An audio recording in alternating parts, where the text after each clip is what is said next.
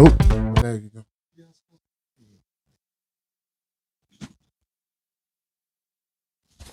I think sometimes it's based on how the mic is. So I can either go that. I can hear myself better when I got it like that. Okay. But this stops like a lot of Yeah. static noise and stuff like that. And I don't even know what the heck that is. Yeah. Elimination. Like I don't even know what.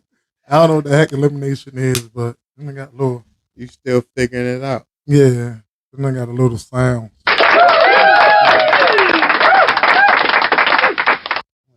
Stuff like that. You recorded that or that was preset? All that was preset. Okay. But when I can't do it, like when I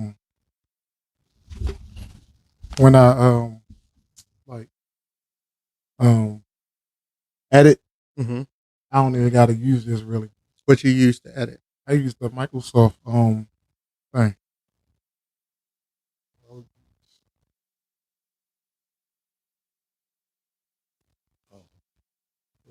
I would use this, and that I can. It's decent. It ain't nothing. So everything is being recorded there and on your computer as well? No, just recorded there. This stuff I use like if I got a guest. Like that's why I tell people to send me stuff. Oh, so you can have your information. It's like I make information like on it. Start it. So I'm comfortable doing how I sound. Yeah. Testing.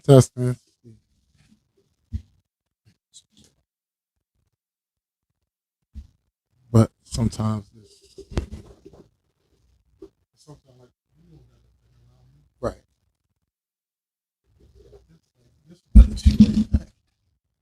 It's 360. It's just hitting all around.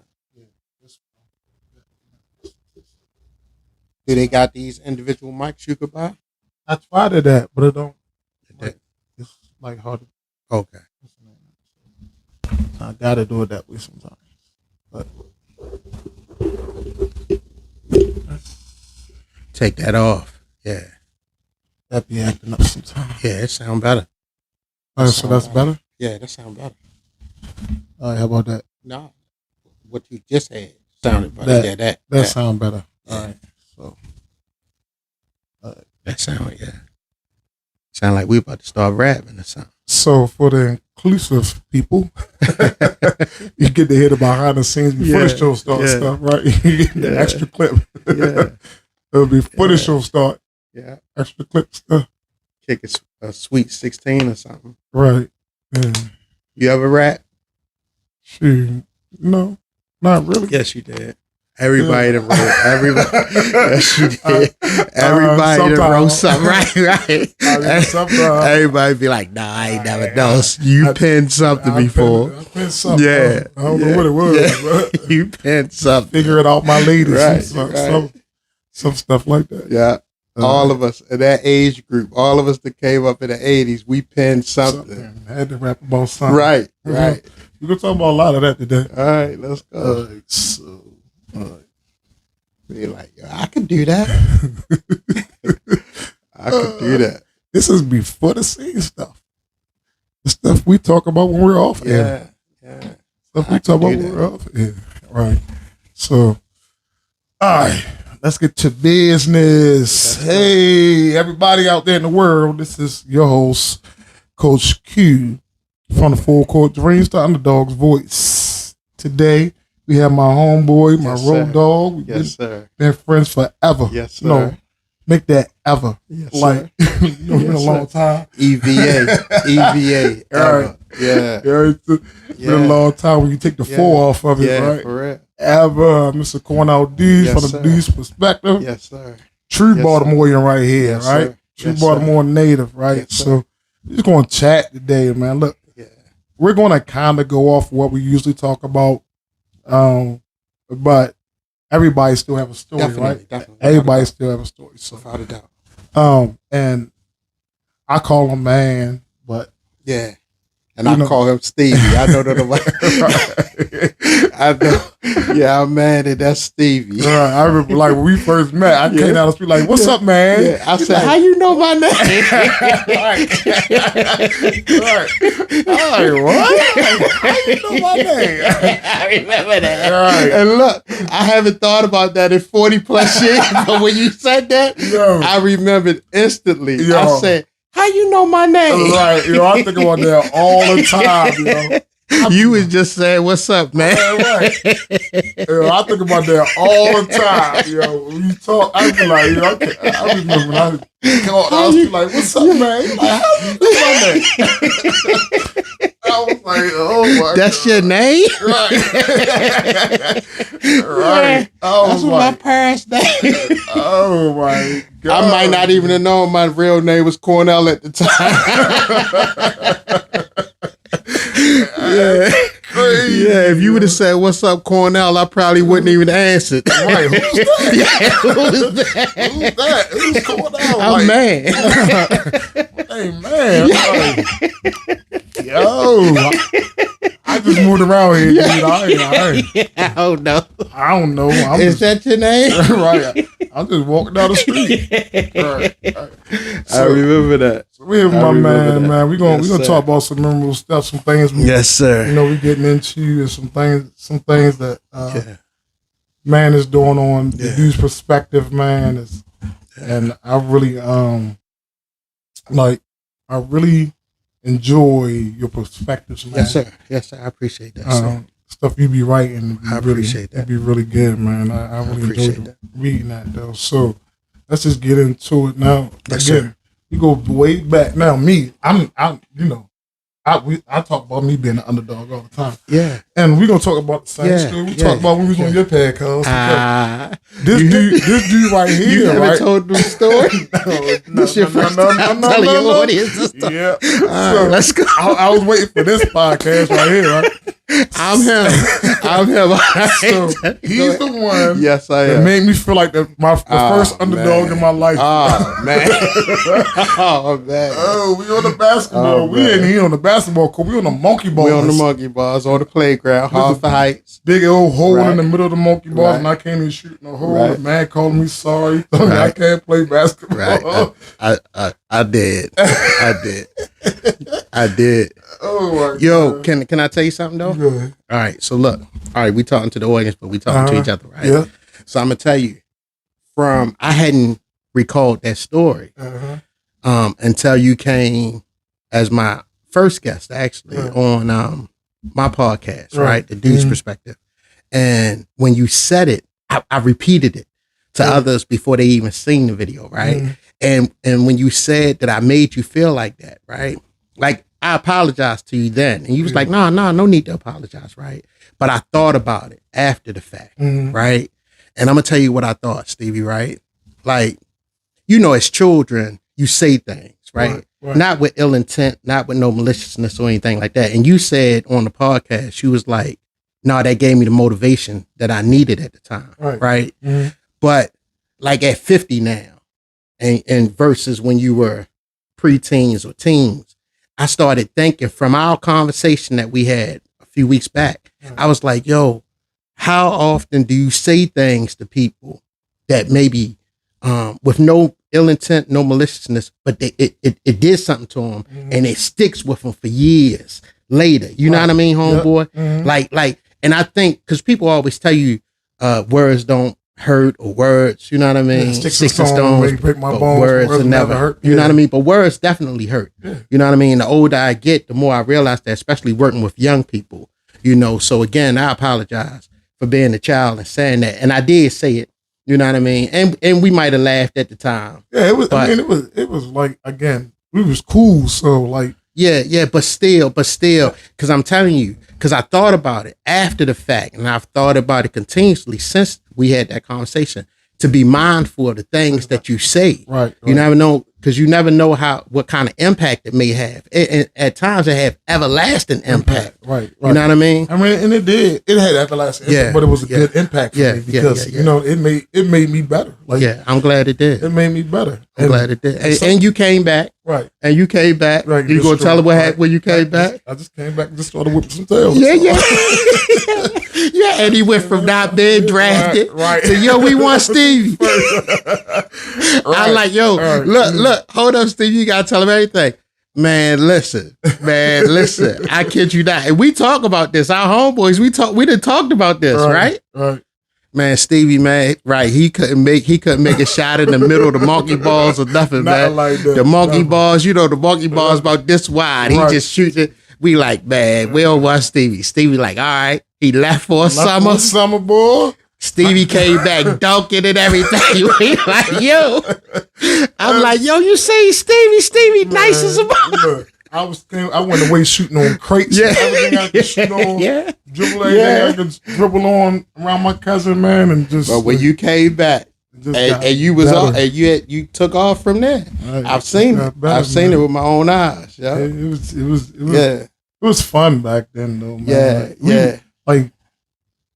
Like today's generation, like now outside, well, we wouldn't be in the house. Yeah. It's nobody outside. Yeah. We would be outside. Outside. Yeah, seasonal sports. Look, but the other thing you didn't tell your audience this. We thought you was a better football player at the time. Yeah, because I could throw. Yeah, he could. Yeah, he had a nice arm. We thought he was a better football player at the time. And I thought I was too. I would like football. I loved football before I loved basketball. So football was my favorite sport until I got really good at basketball. Like the same thing with my son. Like football was his. My son didn't want to play basketball. Okay. The football was his thing. Okay. What position did he play? He played quarterback. Oh, okay. Running back. Was his arm good, or is his arm good? Dude. Oh my gosh. Yeah. Yo. Boy, was his arm good. He just was one of those dudes, like, I think, like, once he got, like, older, and he played, and this is like you said, so my son confidence was never a problem for him as far as playing sports. Like, my son type of kid, oh, you don't want to give me the ball? Once you give me the ball, I'm going to show you should have been giving me the ball. Right. I'm going to show you should have been. So when he was playing out Gwynn Falls, I first started playing football, he was playing out Gwynn Falls, and he was playing flag. So I just showed my son how to fake a handoff and put the ball on his side where nobody can see it, and the other person got the ball. So we had this game, dude. Oh my gosh. So he ran a sweep. The dude came across and he picked the ball to the dude to put the ball on his side. When I say the whole team ran at the boy going that way, my son ran down the sideline. Bro, like the whole team went like that. So for him, the confidence as a quarterback or as a running back wasn't nothing to him. So when as he got older, it was like the teams. It was at the organization I was at. They was like putting him at other positions. Okay. Well, he was good at corner. He sounded like a good athlete, though. He was a real good athlete. So once you gave him the ball, it was hard to stop. Right. Like after Gwynn Falls, he went to Woodlawn. So Woodlawn already basically had that team. This is when we moved up this way. Like, so he was playing for Gwynn Falls. Then he went out Woodlawn. The only reason why he went to Woodlawn because my stepkids was cheerleading. Okay. So we ain't wanted to, do all this moving and stuff around. So when he went to Woodlawn, they basically had their own team. But like you could tell he was the fastest one on the team. Right. He was one of the most athletic kids on the team. So they was playing Arbutus. And his cousin played for Arbutus. Okay. So they ran and played for my son. My son ran like 90 yards. Yo, his cousin was behind him. Like, when after this game, his cousin was like, yo, I did not know Jewel was that fast. Like, yo, I could not catch him. He didn't tell you that story till a day. He's like, yo, I did not know. As soon as he hit that corner, he was gone. He was gone, dude. And I don't think people really knew how like athletic and fast he was. Right. Until like he was just a pure athlete. And he still like. And then when he started playing basketball, it was like, yo, he played like Russell Westbrook. Oh yeah, he was that fast. Okay, okay. With the ball, but stuff That's happened. a beautiful thing. Right, stuff happened. He went up Emerson. First year up Emerson, same thing. Because he's not really like big, right, like scrawny little kid, right. But he played the same position I played when I was in high school, defensive end. Okay. Again, you played football up late? Yeah, played football 1 year up late. Hurt my back and ain't play no more. What year? 90. Your freshman, sophomore? Sophomore year. Sorry. Yeah, that's my sophomore. It might have been varsity. No, JV? Matter of fact, wasn't my freshman year? Because remember, all right. So my freshman year up late, I went in the gym, and when I was in the gym, in my gym class, Charlie Moore had came and was like, "Yo, I need you to come to my practice." Because he was watching me play basketball. Right, right. And he was like, "I need you to come to my practice." Right. So I was like, "All right, I'll come." So our ninth grade class was like 1,000 dudes. Deep. It was crazy. Also, imagine, like I said, when we was talking about before, imagine me walking in that gym. Crazy. It was crazy. Like almost 2,000 people in that gym playing for basketball. Everybody thought they was gonna make the squad. I'm like, man, I'm gone. I'm like, ain't no way I'm making this squad. And then I know, like, people was like, yo, he picked the people from Cecil, right? Yeah. And I was from Metlo, so I always want to play against some dudes anyway. Yeah. So I left out. I was like, man, I'm not doing this. Yeah. And I left out. So I left out. My homeboy was like, yo, you gonna play football? I was like, all right, I'll play. So I played football, and I was on JV. And it was me, my homeboy Jermaine, Sherman, and I think Harvey was the middle linebacker. Okay. You still cool with all these guys today? Yeah. We still all cool. Well, Sherman, died. Okay. Sherman got killed. But that left side of the field, couldn't nobody run on, y'all. I played defensive end, Jermaine played cornerback, Sherman played defensive tackle, and Harvey was the outside linebacker. Okay. And wasn't nobody running on that side. Okay. Of the field. Wasn't nobody running that I ain't know you was playing football. Yeah, I played for like a year. Then I hurt my back. I hit the Money, right? Yeah. Money was by the sled. And I hit the sled. When I hit the sled, Money was like, ooh. Because I hit it hard, right? When I came up, I was like, oh, shoot. Oh, you knew you injured yourself. I injured myself, so I had to go to the hospital. And the doctor had put this medical brace on me. It was like, you got to chill for a minute. Oh, man. So the next year, Coach White was like, are you playing this year? I was like, no, I ain't playing this year. I ain't playing this year. I did not know that, Steve. Yeah, we had a good team that year. And that year, we lost to Southern in the JV championship. Because we ain't played.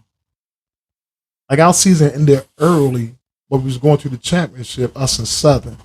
But the last two teams we were supposed to play dropped out. So we ain't played for like a month. Okay. But we was scrimmaging varsity. Right. But so when we played Southern, I think Harvey got hurt. And it took the ambulance for like a half an hour to get on the field. So the game was postponed for like a whole hour. And then y'all had to go back and finish the game. Yep. Oh, that was crazy. So what was the score? The score was like 12-8. Oh, okay. Score was like 12-8. I recovered the fumble, almost ran it in. Got hit. Yep. And I think we scored off of that, which gave us 8 because it was like 12-0, I think. Then we started coming back after Harvey got hurt. Oh, man. But we ran, after I got the fumble, we ran 2 plays, the game was over. God. It was like, yo, how's the game over that quick? Right. We stopped it like, it was like a lot of time left on the clock. They fumbled, I recovered it. 2 plays, though, game over. Game over.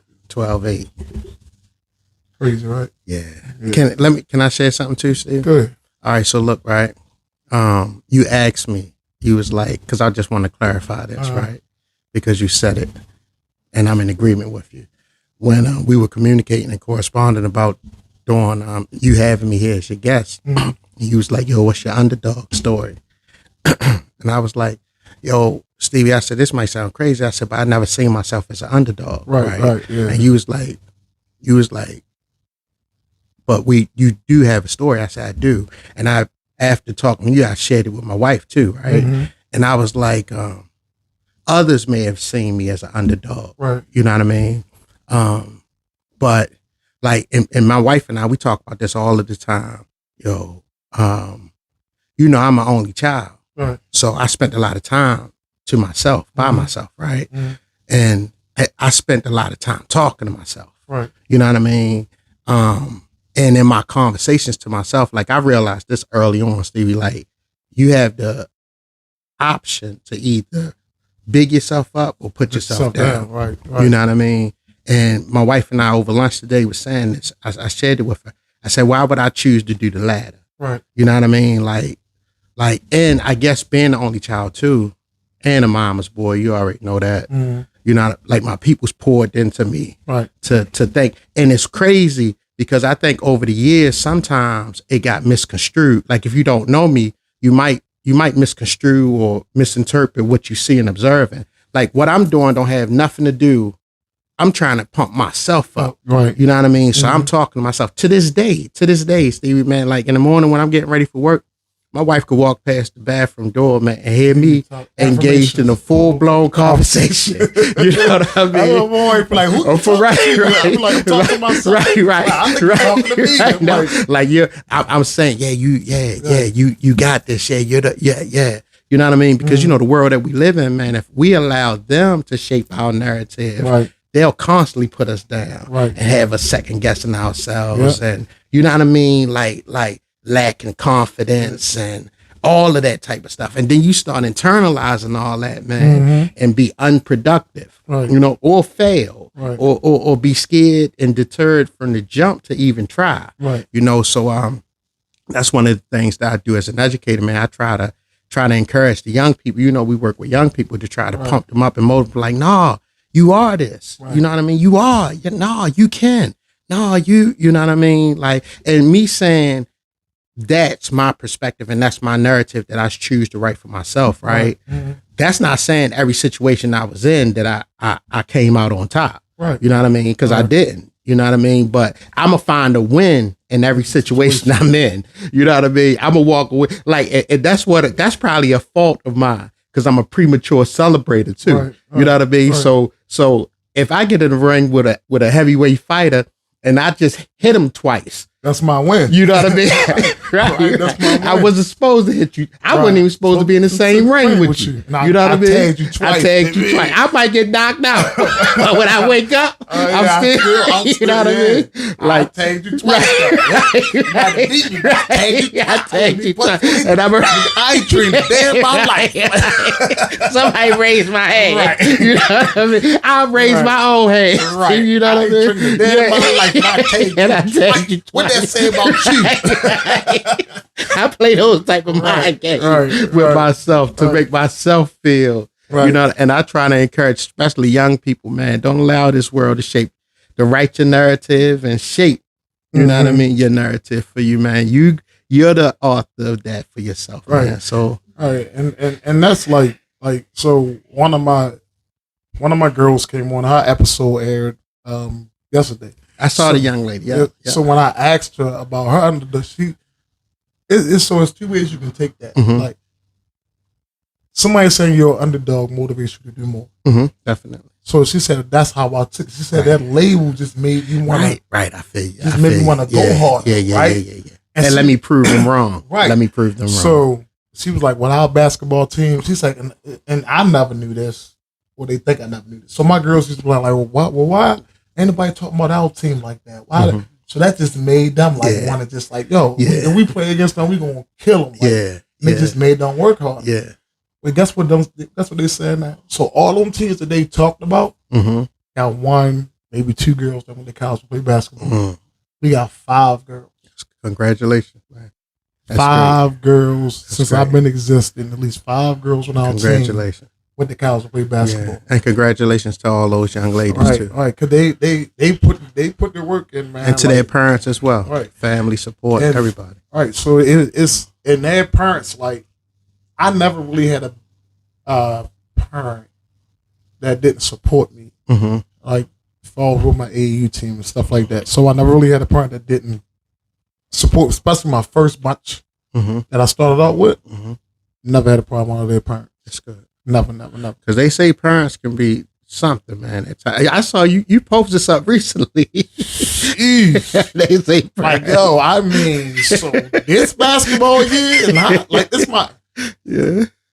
All right. So I used to coach basketball 7 years. High school basketball to me is worse than AAU. Worse than AAU? As far as parents, I never. They sit right behind the bench. Dude, sometimes they sit on the bench. Listen. I ain't like, again, my AAU parents. I never really have a problem with them. High school parents, excuse me, think their kids should be entitled to some kids to be. Now, some parents was really good, but so if I got 10 parents, like some parents don't even show up to the game though, because they work and stuff, so they can't really make it. But so if I got 10 parents that show up to the game, 2 of them a problem. 2. And like I had one parent, daughter played almost every game, got a lot of so if the game 30-something minutes, she got at least 20-something minutes in the game. Okay. Mother just kept on complaining. Like, what are you complaining about? Now, what is it? Do they see this as an opportunity for them to get college scholarship offers? Or? I don't know what her mother was expecting for to get college. She ain't up in the 10th grade. Okay. Or 11th grade or whatever. Okay. But if my thing is this, if you see an opportunity for your kid to get into college in basketball, then be quiet. Right. Let your kid fail. Let your kid go through the process without you saying something. Because guess what? While you doing all that talking and talking about the coach, you don't know who's sitting behind you. Right. Because it could be a college coach sitting behind you and that's all this mother do is complain about the coach. And the coach is doing what he's doing. It ain't the coach. Our kid ain't going up or hard up and down the court. But it's the coach's fault. A lot of these parents blow their kids' chances. Right. Because you never know. I had college coaches sitting in the audience and these parents ain't know. But they know now because they seen the picture of these 3 girls getting the chance to go to college and play basketball. Right? Yeah. So a lot of parents don't know. You never know who's at the game. That's right. So just enjoy the experience and let your child fail. Yeah, and be coached. Yeah. Like, you can't change anything. Yeah. Let your child be coached. Let the expert be the expert. Yeah, definitely. Like, and I tell parents, like, you want to coach? Right. If you think you do a better job than me, you can come over here and sit on the bench with me. Right. But there ain't nobody gonna take nobody up on that offer. Right. But a lot of parents don't realize that they can ruin their child life. Right. And their child, and then coaches talk. And I'm neither one of my daughters ever played the sport. Well, no, my youngest daughter played lacrosse at Poly for a season. And my oldest daughter, she cheerlead. But I didn't have to coach them per se.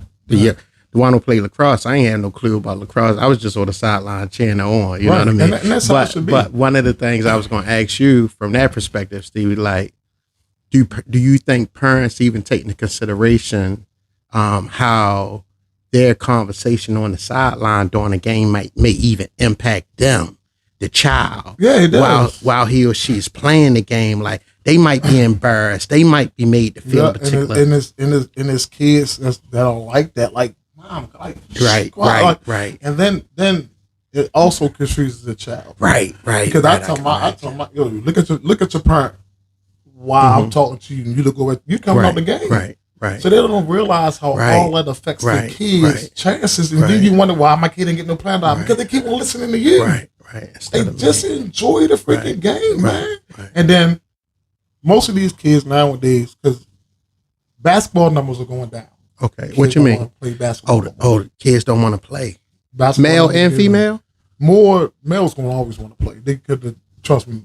I'm in the middle school teachers. These little boys just like they think they LeBron. And I had to kill 5 of them the other day in basketball because they could play me. Yeah.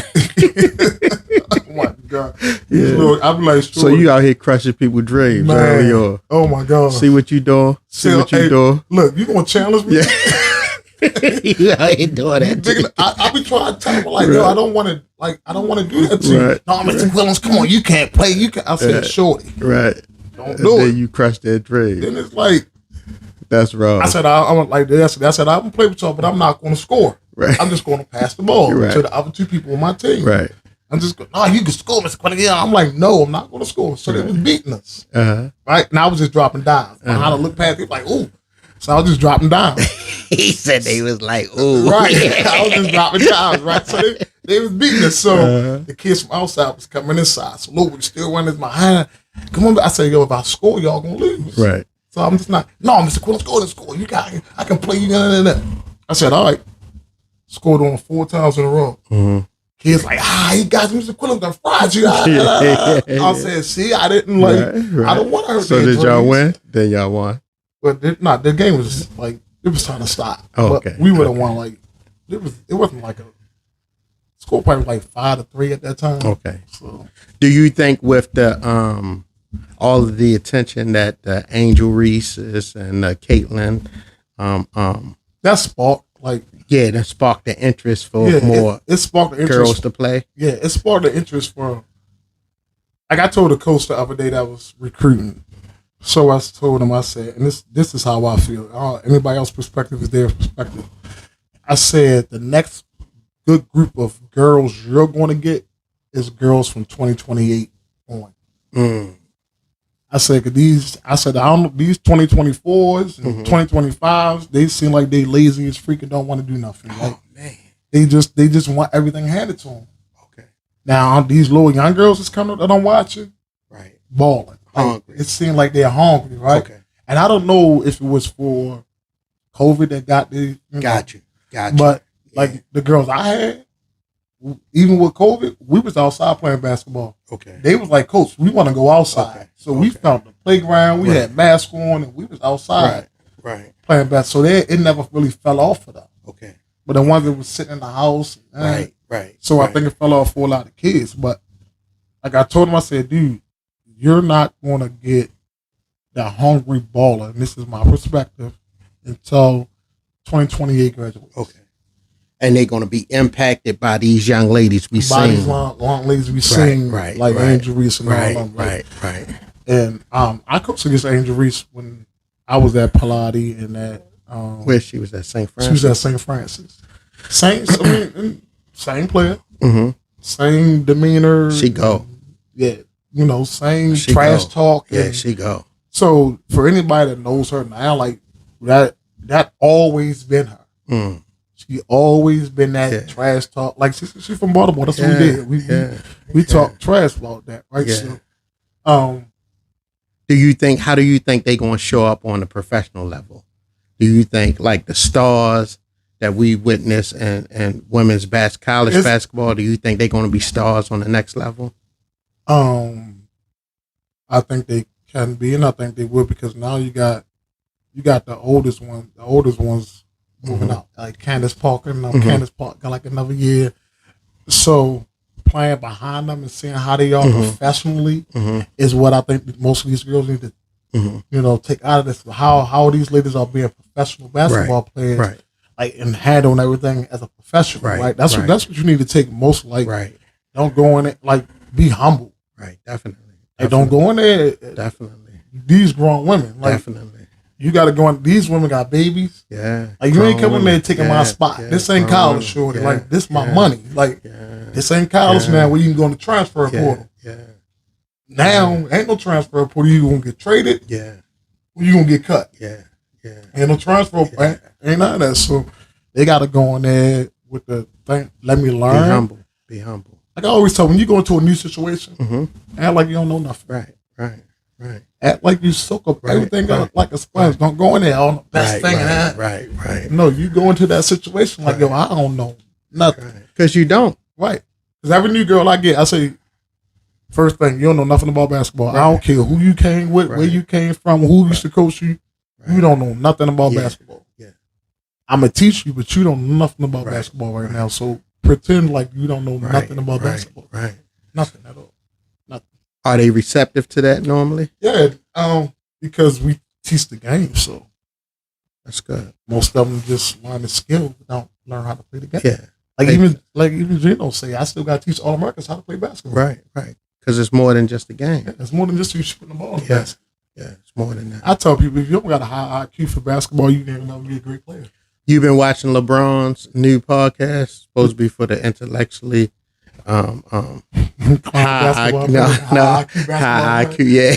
He got a podcast. No, those his words. So he got a smarter podcast. Yeah. You haven't seen it? Because he talk about those things. Yeah, because I mean, him and what's the dude that played that Duke? Brian Hill, JJ Redick. Oh, JJ Redick. Him and JJ Redick got a podcast. They talking about pick and rolls. They talking about you probably enjoy it because you know what I mean. You got the high IQ in basketball. I can't watch it and enjoy it. I'm a LeBron fan too, right? I don't have no idea what LeBron talk about. The language that he's using. Check it out, Stevie. It's been out for about a month or so. Like I was looking at something on Instagram with JJ Redick. Let me see if I still got it. Like with JJ Redick on Instagram, and he said Coach K had said something about him.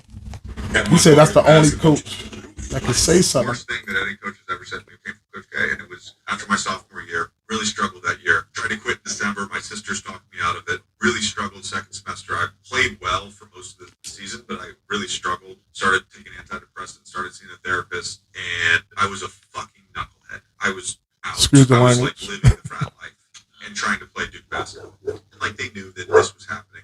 So the season ends. For 4 straight Saturdays, he made me come at 8 a.m. to meet with him. And at one of those meetings, he said to me, "We didn't win a national championship because you weren't worthy of being champion." And that crushed me. And it changed my life also.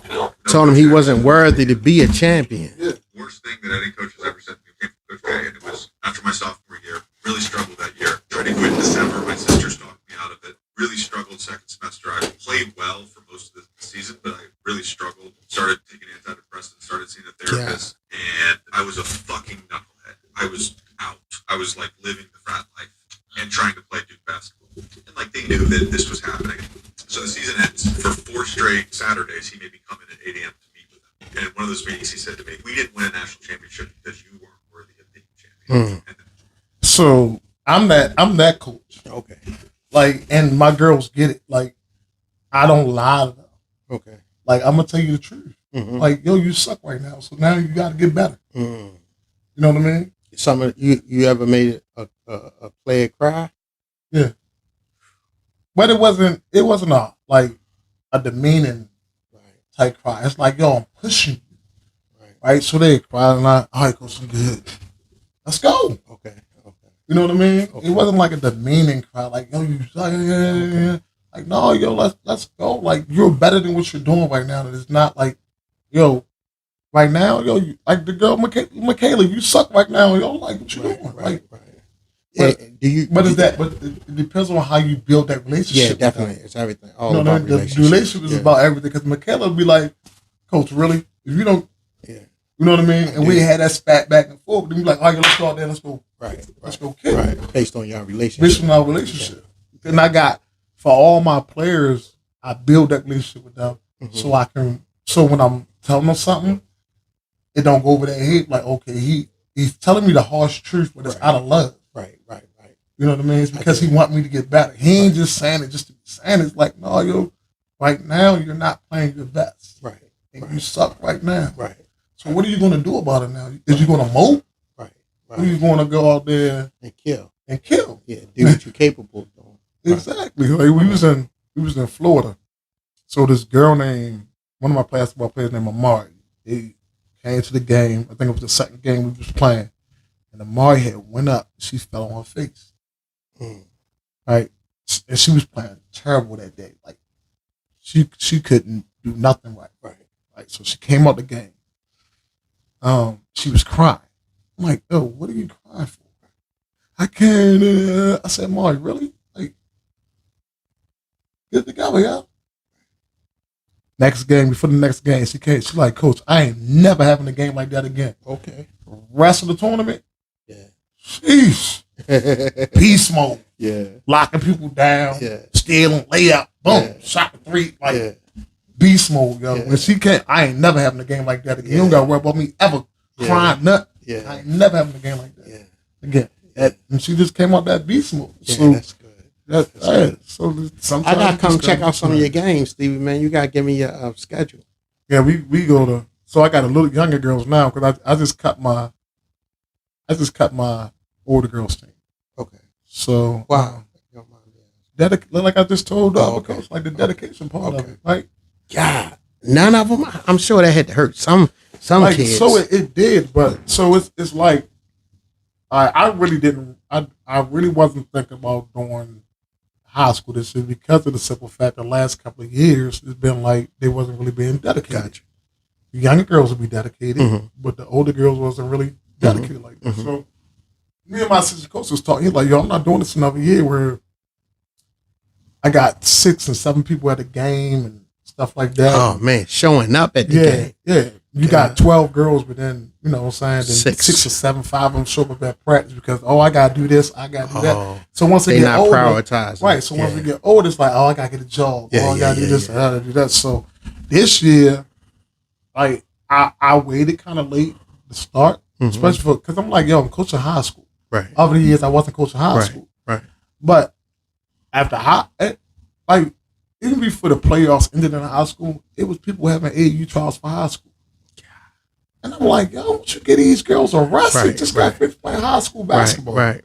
So we didn't start until like the middle, like after the playoffs stopped. Like I gave girls like a week off, then I like scheduled my practices and stuff like that. So I ain't had the numbers that I really wanted, but I had like 9, 12 girls, and then I moved from where I used to practice at last year was like a central location. So where I practice at now is not like a central location. So it's harder for people to get there? It's not really harder, yo. These people just lazy. Oh, okay. They don't want. You don't want to drive. You'll drive an hour and a half to a game. Right. Pay $75 the whole weekend. Right. But won't drive 20 minutes around the Beltway. Right. To kind of practice. Right. But I had. Right. They live in Bel Air, Pennsylvania. Right. They kind of practice every day. Oh man.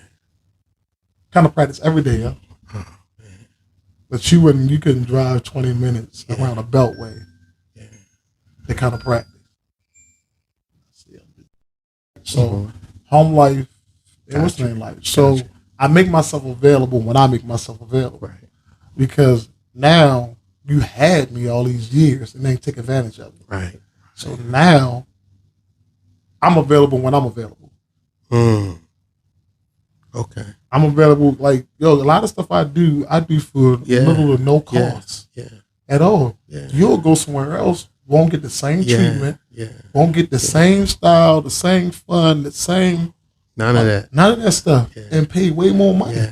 It won't get the same quality. And I'm doing stuff way below market. Because I don't believe kids should be paying thousands of dollars. Parents spending half of that money you spending to play basketball. Right. You could put that away in an investment account and wait 4 years to pay for their college without them playing sports. Right? These parents are getting working 2 jobs just for their kid to play AAU basketball. This just popped in my head though. We might have to play 1-on-1. My knees hurt. Go back. Take it all the way back. We might have to go around Hartford Heights. This just popped in my head. I'm sure we got to go. On the monkey ball. 1-on-1. Yeah, so we could put this. Yeah. My knees hurt. So we can settle all this. You know what I mean? No, my knees hurt. All right, now my knees hurt. Let's get to another law. So let's get to like the dude's perspective, man. Let's let the audience hear about the dude's perspective. Look, you know what it is, Stevie. All right, so the dude's perspective. So this how my mind works. I don't believe in coincidences, right? I believe that God gives individuals certain beliefs and dreams and plant certain seeds in your head, right? For me, like I could dream something once and then I'm gonna try it. Right. You know what I mean? Because I think it's intended for me. Right. So, and my mother told me years ago, because I've always had like an entrepreneurial spirit. Right. And I've tried to bring other people along. Right. Can't bring everybody. You can't. Right. But my mother told me, she said, man, your dreams are your dreams. The only person you got to convince to believe in them is you. You know what I mean? I'm trying to convince everybody else to believe in them, right? Except me. You know what I mean? Except myself, right? So the dude's perspective, initially, before everybody started doing the podcasting and all of that, I created a weekly newsletter. Okay. And I named it the Dude's Perspective, right? And I say, this is just my perspective, but we all have one. You know what I mean? Write yours. You know what I mean? I'm just choosing the right mind. And what I would do is what we're doing now, Stevie, man, I'll find individuals that I want to interview. I'll go sit down, interview them. I'll write different commentary or editorials about things that's going on in our community, things that's happening in society. A lot of it came from a hip hop perspective because that's my interest. You know what I mean? Yeah, and the impact, and the impact that it's having, the culture it's having on our community.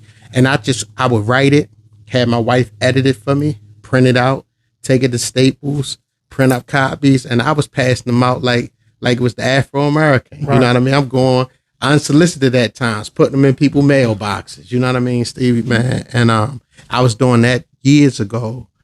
And then fast forward 10 plus years later, I learned the computer, but I'm still a novice at it. I really don't. You more advanced in just a little time that you was doing this than I am. You know what I mean?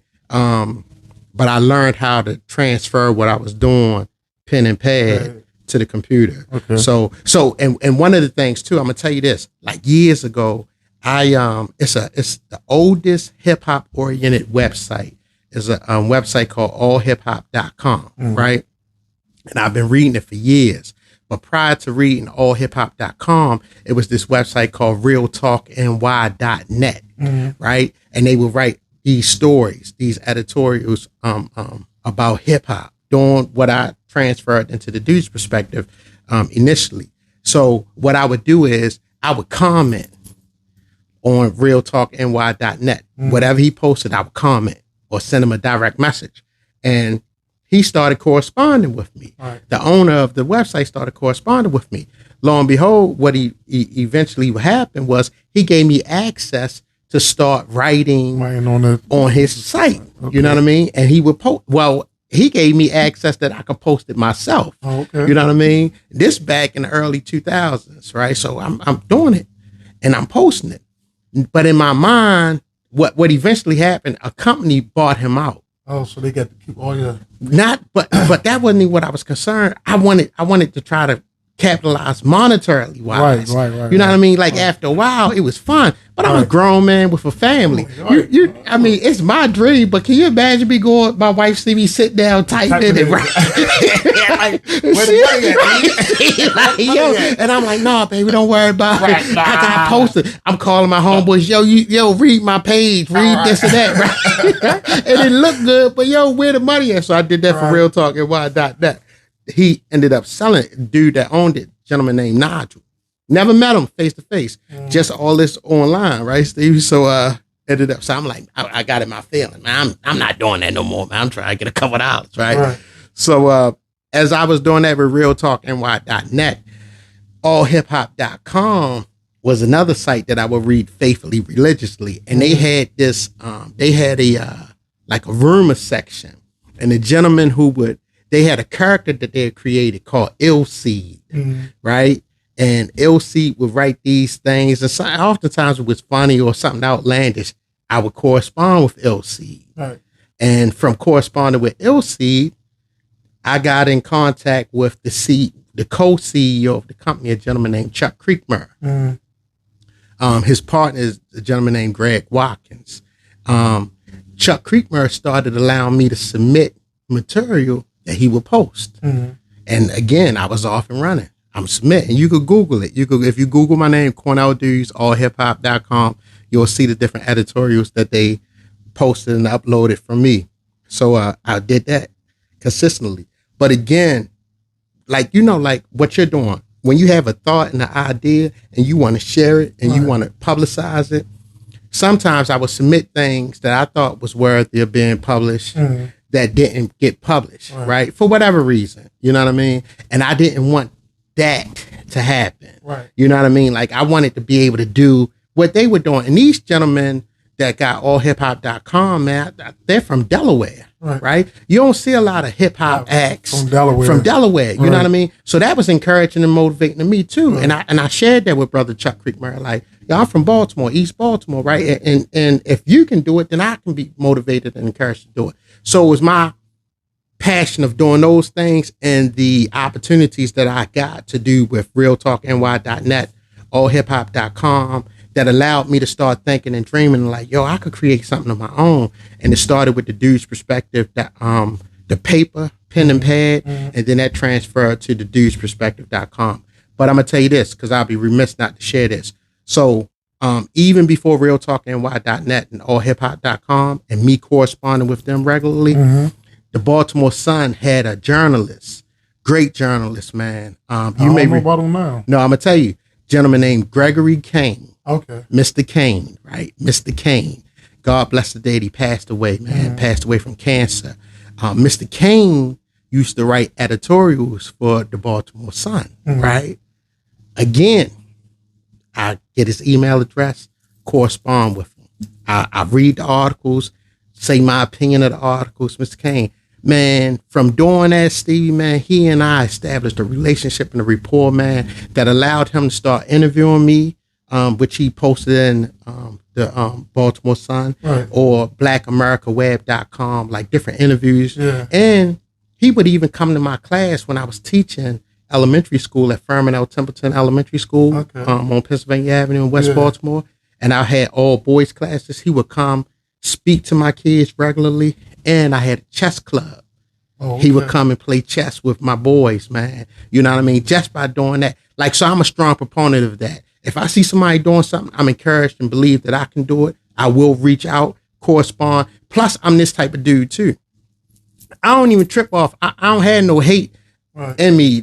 When I see somebody doing, if I see somebody doing something that I want to do, I'm encouraged by it, and I'll ask you. How you do it? Yeah, how you do that? Right. You know what I mean? Like, and I'm gonna apply it if you take the time to share it with me. I'm not gonna sit on the sideline. I'm gonna reach out. I'm gonna correspond. I'm gonna engage if you allow me to. So I've done that throughout my life. Now, again, grown man, wife, children, family, home, responsibilities. My wife don't just want to hear me doing things for fun. You know what I mean? My wife like Amazon boxes coming in. Like, what's that? Like, there's a microphone for what? Like, for what? You know what I mean? When is it going to turn into something? You know what I mean? And I'm like, sure they look, but you know what I mean? She allowed me. She knows, like your wife, I'm sure. Yo, just let him. He's not bothering nobody. Man, let him do him, man. Like hanging outside. Let him do him, man. You know what I mean? And God willing, something will come from. And in all honesty, I asked you this before you got started. I said, Stevie, what's been the response? Right? I believe this. Like, whether God willing, we all want our efforts to turn into monetary gain, right? Because we're in the business of monetary gain, right? In this business, right? But with that being said, whether it turns into that or not, somebody is being encouraged and inspired. Like, I'm sure when you said the positive responses that you get, man, there's people who see things that I may post online that don't comment online. But when they see me in person, and they'll say, man, when you said that, man, that motivated and encouraged me, man. Or hit me on the phone. Boy, when you keep doing what you're doing, that's motivating and encouraging. And they don't realize how motivating and encouraging that is. Yeah, and you know what? And that happens. Like, everybody, like, what you doing? I tell them, I was like, go check it out. Yeah. And they be like, yo, you doing real, like, you like. Yeah. Like, what you told me the other day, like, yes, sir. Like, really inspired me. Like, you like, yo, what you do? You're inspiring a lot of people. Sir. Yo. Yes, sir. Don't even realize. it. Like, you're inspiring, and that's my thing. Myself included. I told you, yes, sir. And that's the thing. And even with your, when I was thinking about our podcast today, right? So even with your perspective, I was like, yo, the things that he said on his perspective, inspired. Because when you like, yo, I'm about to do the pod, I want you to be my first. That inspired me. Like, definitely. Do a pod. Because look, let me tell you this. Yo, you don't know, right? All right, and this the audience, because I know we just sitting here having a conversation as if it's just the two of us, but people won't be listening to watching this, right? But this right here, yo, when I'm online, right, Stevie, man, and I see your book, I see that you got a published book, right, that's being sold on Amazon, right? I'm talking about a show enough published, nice artwork, well written. You know what I mean? I'm like, yo, this is my man. Right. You know what I mean, Steve? Like I'm motivated and encouraged by that. I'm going to repost it. I'm going to share it.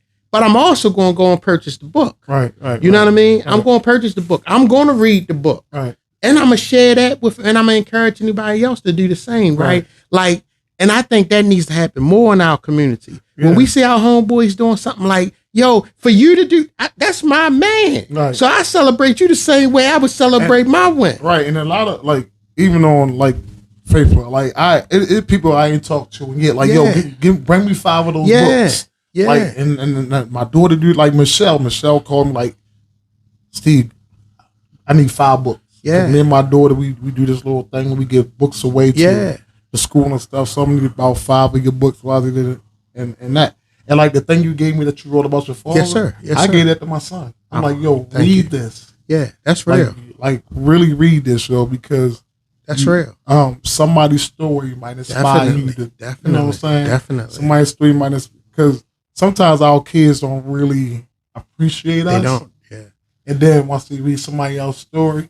Yo, let me tell you something. All right, let me share this, right, Steve? Look. Yes, I shared with you. My wife and I, we're prepping to celebrate our 25-year wedding anniversary, right? Mm-hmm. We're renewing our vows, God willing. The date is the 18th of May, but our anniversary is actually May 22nd. Right. Well, anyway, yesterday we had to meet with our pastor, right? Just to check in. My wife she called him in advance and was like, P.M. Smith, our pastor is Pastor P.M. Smith. We are members of Hubert Memorial Church, right? So, Kim called and was like, Pastor, do we need to meet with you since we're about to renew our vows? You doing it, this and that. He was like, yeah, y'all need to check in. Yeah, everybody need to check in, right? So we met with him, man. And we talked for about an hour and some change, right? A lot of it centered around, he was just telling stories about himself, but it's applicable to us and everybody else, right? But one of the things he said, we talking about, you shared my memoir that I wrote entitled Daddy with your son that I shared with you, right? And in my story, I was telling you, because I'm gonna tell you, you said something that was quite interesting to me. In my story, I was telling my brother Stevie here how my father's substance abuse issues, I couldn't understand it, right, as a child, and the impact that it had on me, right? When I realized what my father was dealing with, right? But up until I realized what he was dealing with, my father was my hero. Like, I ain't never wanted to be like no other man outside of my father, right? And then I saw what he was doing, and I was like, oh, I was crushed by it, right, homeboy? And I couldn't understand it. Well, something that my pastor said yesterday, and he said it from the pulpit too, because he was talking about his dad, and his relationship with his dad, and he lost his dad at a very young age, right? But one of the things I asked my pastor, I said, Pastor, the older you get, do you have a better appreciation for your dad? He said, without a doubt, right? He said this. He said, a boy cannot understand a man. Right. You know what I mean, Stevie? Like, and to put it in perspective, the dude's perspective, my perspective, as a boy, I couldn't understand the vices and what my dad was wrestling with. The one thing that you said that I was like, damn, that was deep. When I shared my story with you, you said, I never seen that side of your father. I never even, and I was like, yo, like that was heavy to me, right? Because, and it was appreciative too, because he was what they would refer to as a functioning. You know what I mean? So Monday through Friday he worked, but then Friday evening he dibbled and dabbed. Saturday he, dibbled and dabbed. Sunday he was getting ready to go back to work. You know what I mean? Outside appearance, when I was a kid, probably didn't see it, but internally, what I was wrestling with. But the one thing that I'm grateful for and always been grateful for, and this means so much, this is why I can sit here today and say a month from now, I'll be celebrating 25 years married to the same woman that I'm still in love with to this day. He never left. Right. You know what I mean, Steve? Right. He never left, right? And I know me and my mother was blowing this high. You hear me? I know. Boy, look, I know he was. You know what I mean? I know he was like, man, I could go somewhere else and chill, right? Chill, right. But he never left. You know what I mean? And I'm being facetious with what, but I'm just saying he never left. And that's the most meaningful. You know what I mean? Because we had a lot of friends who left. Right. Who left. You know what I mean? He never left. And I'm going to tell you, we was talking about this, like it's a difference when you grew up in a house with a big brother. Right. You know what I mean? You grew up and it's a difference when you got a male that you're accountable to. You know what I mean? Yeah. And the other day in practice, so this girl father, after practice, he was outside the car, and he said something. So I'm like, "What's wrong?" He's like, "Oh, I guess she's mad at me right now." Now look, I said, "What is you mad at him for?" So I said, "Yo," I said, "This man gets you anything you want, drives you around, bring you to basketball practice, come back and pick you up, feeds you, and you're mad at him?" Right. Or she's not talking. Like, why you not talking to him? If you got something to say to say him, it. say it. Right. I said, yo, because I never seen my father. Right. My father died before I was born. Right. Like I said, so you better appreciate this man while he's here. Right. Because when he's gone, you like, I wish I can have that conversation with him again. Without a doubt. Yes, right? sir. So he was like, thanks, coach, for that. I'm like, yeah. I'll say, yo, because if she's not going to respect you, she can't play for me.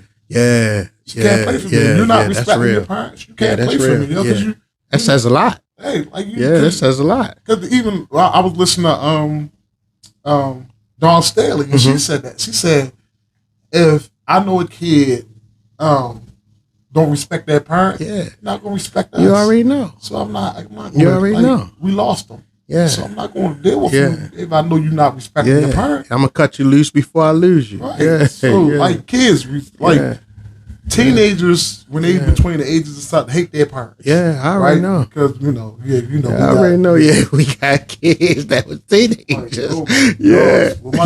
My daughter used to hair on me all the time. I already know.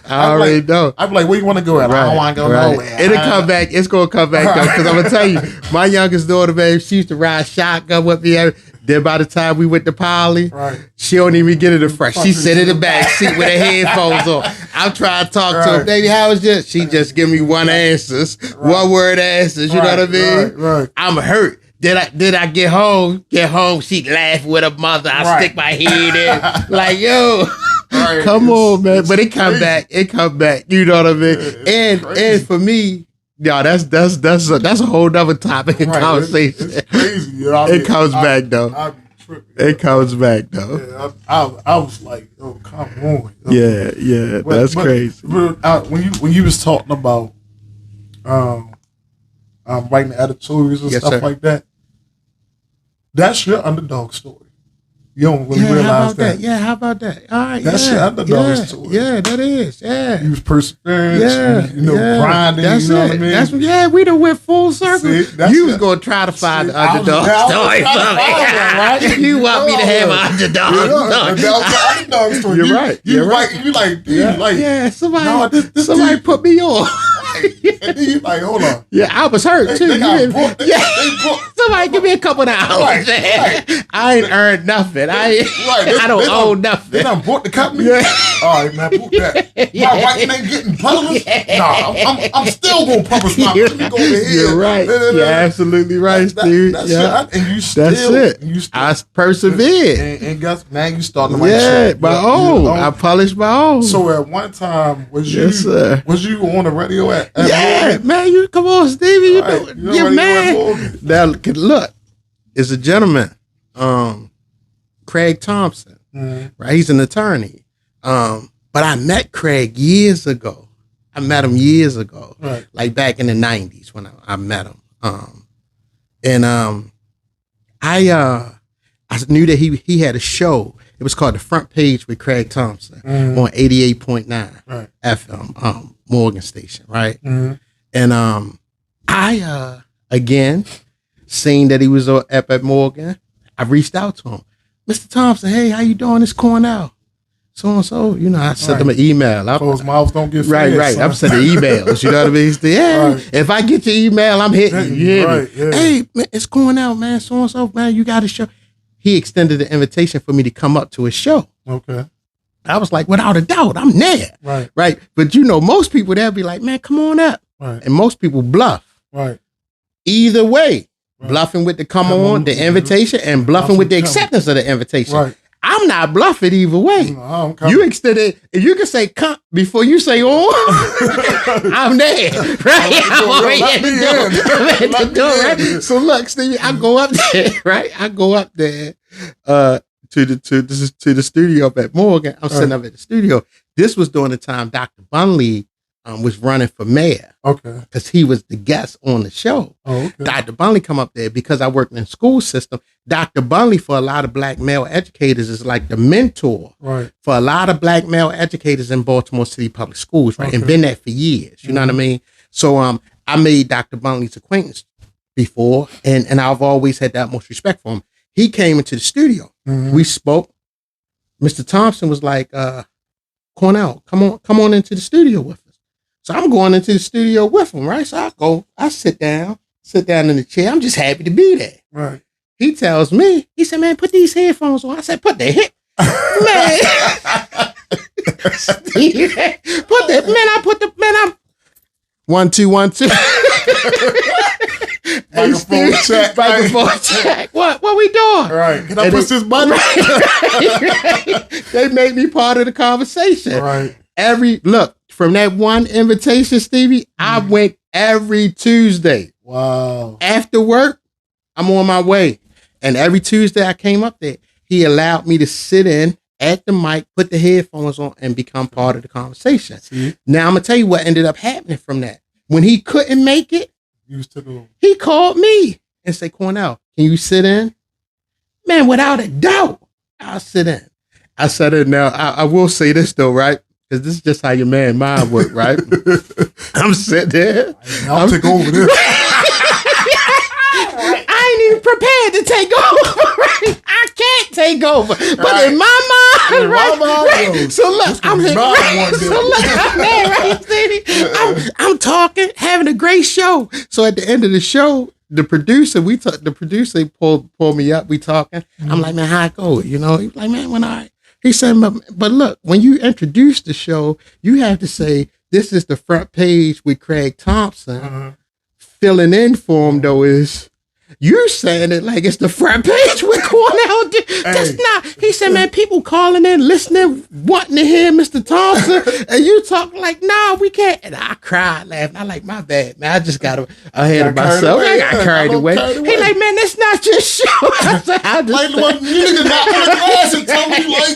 That's how I understand. But I would tell you, like I'm appreciative for every opportunity. Right.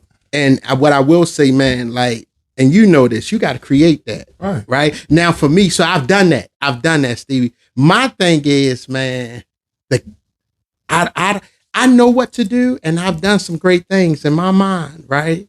But I haven't been consistent enough for myself. You know what I mean? Like, cause life at times, man. Cause even when I was doing that, what happened? Even when I was doing that with Craig, the front page with Craig Thompson on the show up at WEAA 88.9. What happened was I started, and I was in the paper a couple of times, and I was on the news a couple of times. Right. I started to believe my own. I started like in my mind, right? Like, and I was an educator, and I was a great educator, and been there for years. But I got above myself. So something that you said earlier, and I got it tatted on my arm when you said you got to humble yourself, right? Because the other part to that is, if you don't humble yourself, you'll be humbled. Right. You know what I mean? And I had to, so that is my underdogs.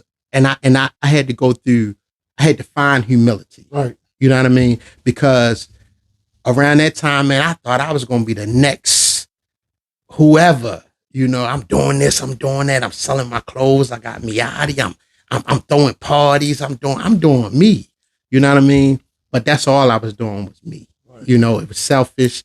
It was self-centered. It was, I had forgot why I wanted to initially do it. Right. You know what I mean? And what I should be doing it for, and to whose benefit I should be doing it for. You know what I mean, homeboy? And this, so, so everything we talk about, right, I don't listen to today. Yes, sir. So when you was talking about your why, right? So I was to the dude, and he was talking about Connecticut. So I'm gonna see if I can find. So this is what I was listening to earlier. I hope the audience can hear it. But you was watching that when I came in. Yeah. Oh shoot. You wasn't gonna rest until you found the underdog, my underdog story. Yeah. Huh? But now he just don't want to play now. Like what the heck? You watched it several times. Tell us what it said. You do his voice. No, I can't do his voice. You can do his voice. When you satisfied, go ahead. All right, go ahead. You can do that. I just told you that's our mind. We think we can do it. Go ahead. Gosh, tell me the story. Tell me what he said. So he was at UConn, right? Because UConn just won a championship. Okay. So he's like, he's a motivational speaker. Yeah, he's a motivational speaker, right? Mr. What's his name? The hip hop preacher. Yeah. So he's the motivational speaker, right? So he was talking about like he was going to UConn to speak to the UConn team. So he was telling them like, once you become a champion, you feel like you're full. Exactly. Right. So to get back there, what else do you got? You know what I mean? You get back there. So he was like, his son was like, yeah, Dad, you going to UConn to go speak. Good luck. So he was like, I told my son, I don't need no good luck. Yeah. I got your mother who got MS. Yeah. Right? I got your sister. Yeah. I got you. Yeah. Right? Yeah. I got to make sure y'all right before I die. Yeah. This ain't you know about what I luck. mean? Yeah. He said, I got to get that check. Yeah. Because on my way home on that plane, I could die. Yeah. So he said, that extra is my why. Yes, sir. I got to get back to my why. Yes, sir. Like, so he was telling UConn players, like, you're full right now because you want a championship, right? Yes, sir. How you going to get back there? Yes, sir. Right? You got to find your why. Yes, sir.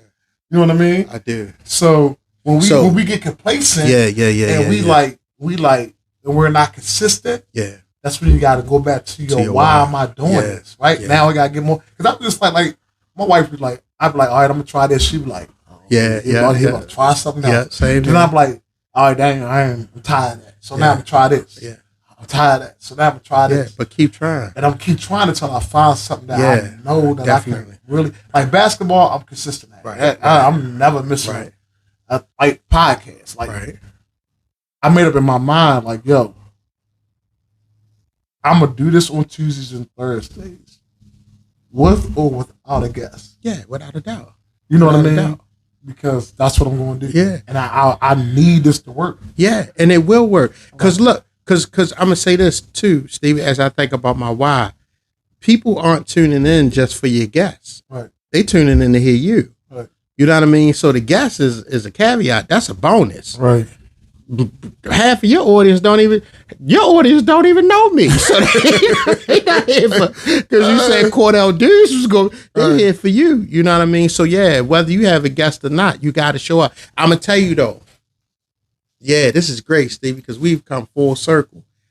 I want to. Somebody said this years ago, and I believe it. They say every day you live, you have an opportunity to write your own obituary, right? And write your own eulogy. Yep. Right.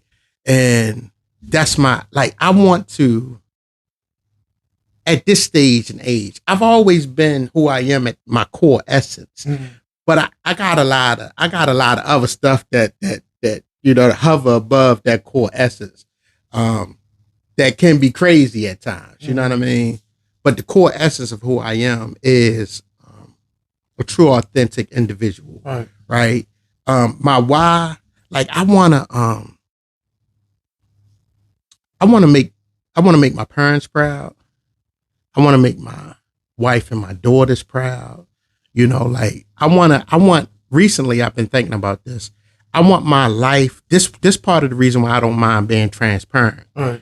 I want to use my life as motivation to other people. Right. You know what I mean, homeboy? That's why I don't mind being transparent, right. And vulnerable at times and sharing, and that's it.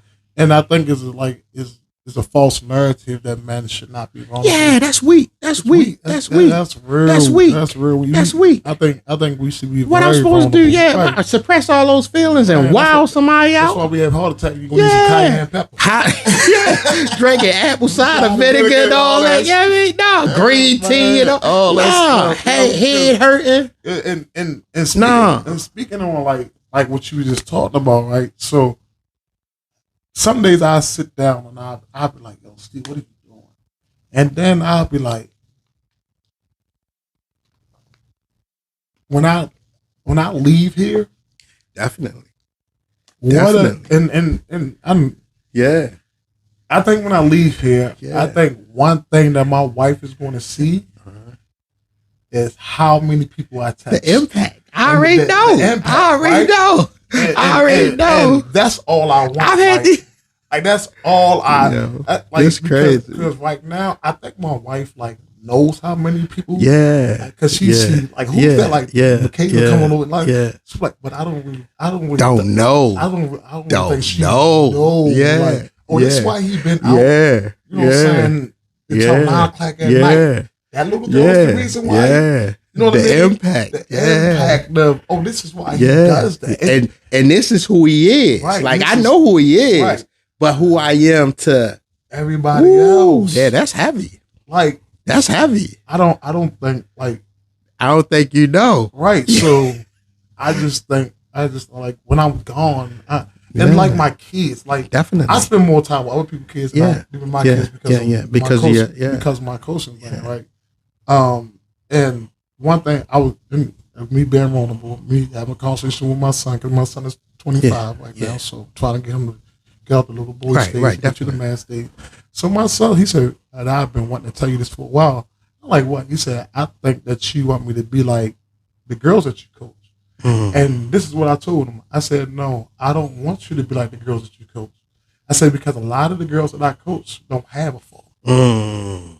That's deep. They don't have a father. They don't have somebody in their life that's really pouring into them like that every day. So I'm like, no, I don't want you to. I want you to be who you are. I'm just trying to give you a little guidance because I've been there. Right. I've been where you at. So this is what I need you to do so you won't fall down that rabbit hole. Right, definitely. Man, you to take my advice and do it.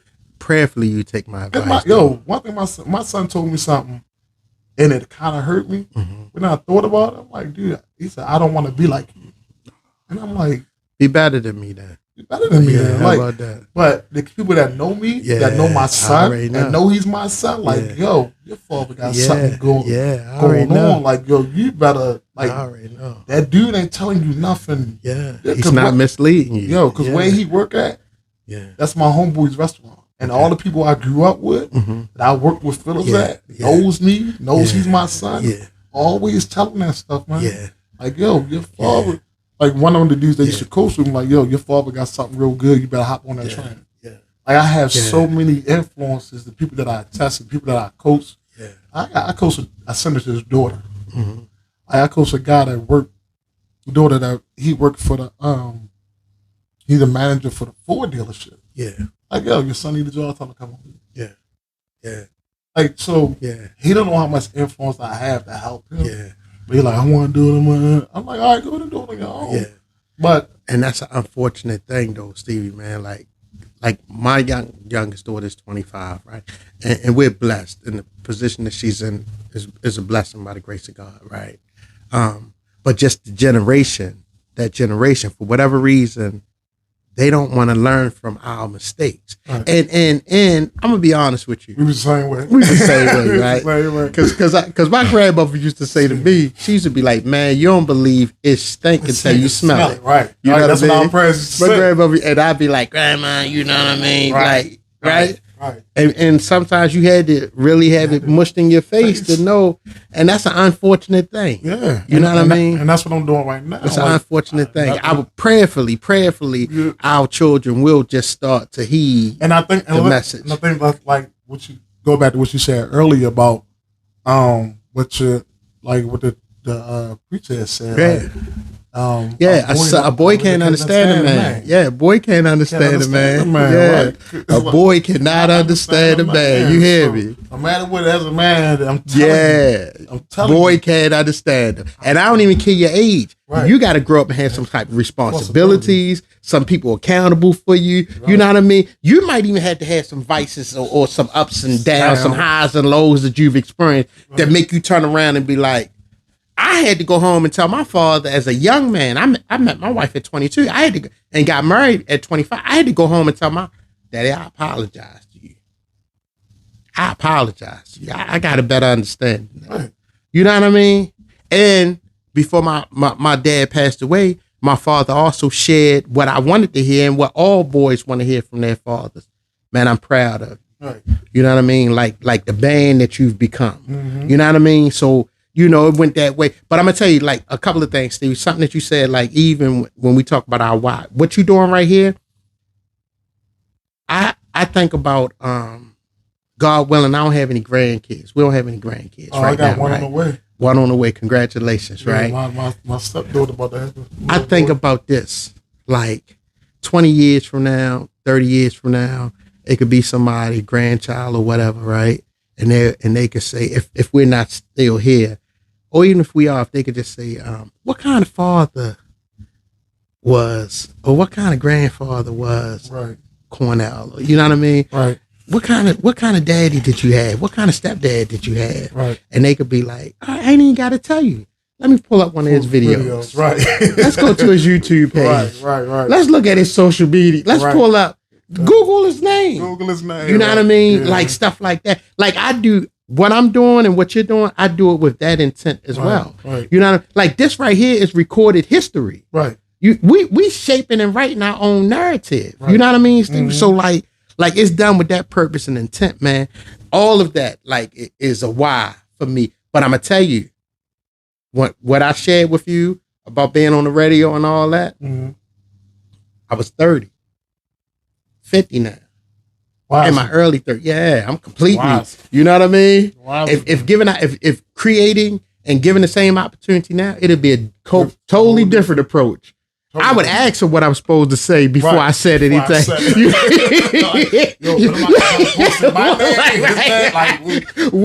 Write it down for me so I get it correct. But another thing is though, when that producer part, he should have been like. No, he probably was. he probably did wave his hands like that. I ain't saying that. I was gone though. It's my show today. It's my show today.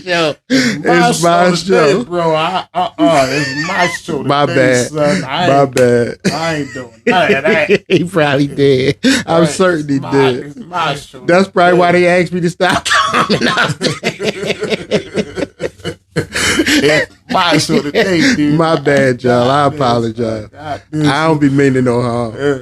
I forget at times. So to my audience, y'all, it's a lot of perspectives here. Like we going into the Underdog story, we telling our life stories. We got, you know, we gotta go through this. But like this is like a lifetime of friendship and talk and perspective that. You know, as young men and as men growing up, like, I think one of the best things of us growing up was our neighborhood. Like, and I was talking to somebody about that today. Like, your neighborhoods just ain't the same. Not the same, man. Like, I can't even cuss the kid out next door. Nah. Like, I can't even whoop his tail. Nah. Our neighbors catch us. Like, Mr. Daniel. They dealt with us. Yeah, they dealt with us accordingly. And something you said. Something I think this is important. You said neighborhood. We grew up in a neighborhood. Right. It wasn't a hood. No, it was a neighborhood. Unfortunately, over time, things can change. I shared with you one time when I first started teaching during the summertime, I would have a snowball stand in front of my parents' house. I'm sitting in front of, because I'm just hanging out. Right. You know what I mean? Got a snowball stand in the summer. And one of my homegirls who I went to college with, friend of me and my wife, she worked summer school at Hoff Heights. And after she got off, she would come around to the snowball stand and sit out the snowball stand. And this during the early 2000s. We was raised in the 80s on Hartford and Darley. Right, you know what I mean? It's completely different. 20 years later, 25 years later. Chinese store in the middle was blocked no more. Yeah, it's completely different, right? So she was looking up and down the street, and then she was like, Cornell, I really want to commend you. I said, commend me for what? She was like, you made it out of here. I said, sure it ain't. This ain't the same neighborhood I was raised in. You know what I mean? No. Unfortunately. I'm like, you looking up and down, you see activity that's taking place in the community, unfortunately, that ain't got no business taking place in nobody's community. No. You know what I mean? I'm like, sure they. I ain't even gonna front like you know you stick your chest out and be like, yeah, sure, I got it out the mud. I didn't get it from out the mud. You know what I mean? I like, look, miss, I don't even want you to get it twisted. I'm not from the hood.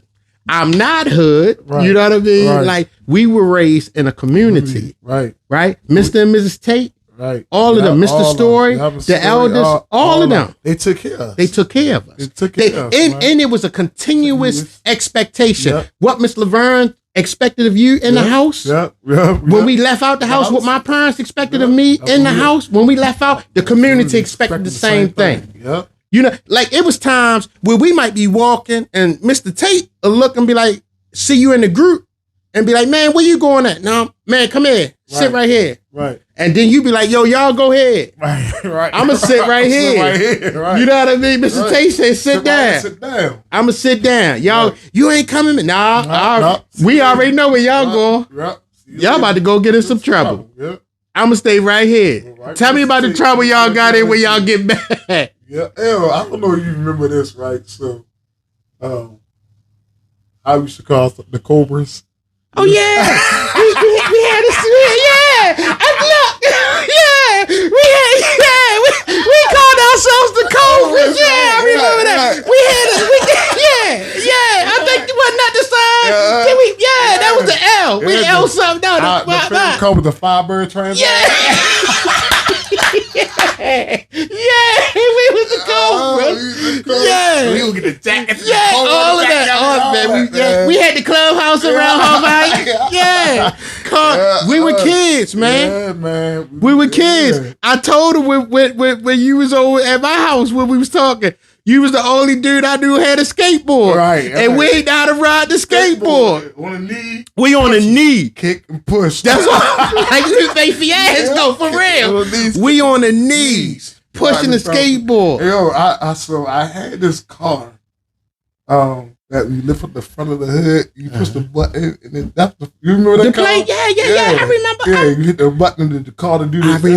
I remember. Yo, we had some great times, man. We were, childhood friends, man. I'm telling you, y'all kids, we used to have. They missed it. We used to have parties on the porch. We had parties. Because you can go to the store with a quarter.